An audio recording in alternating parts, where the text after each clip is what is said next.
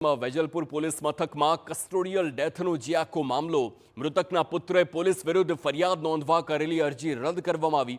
High court દ્વારા મૃતક જહીરુદ્દીન શેખના પુત્રની અરજી ફગાવી।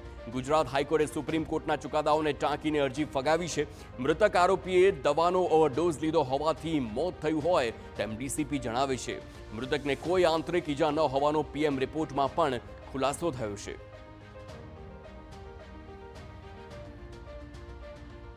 અને જો કસ્ટોડિયલ ડેથ થઈ છે એમાં 20 તારીખે એસડીએમ શ્રીમાં વિડીયોગ્રાફિક ઇન્ક્વેસ્ટ પંચનામા થયા હતા, જેમાં કોઈ પણ ડ્રીપની એક્સટર્નલ ઇન્જરી છે નહીં।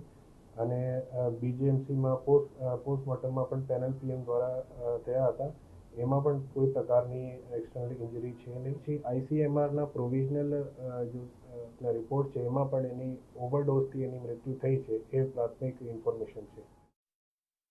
ઉલ્લેખનીય છે કે વેજલપુર પોલીસ મથકમાં ગૌમાં સંબંધિત ફરિયાદ નોંધાઈ હતી। આ કેસમાં પોલીસે આરોપીને ઝડપ્યો હતો।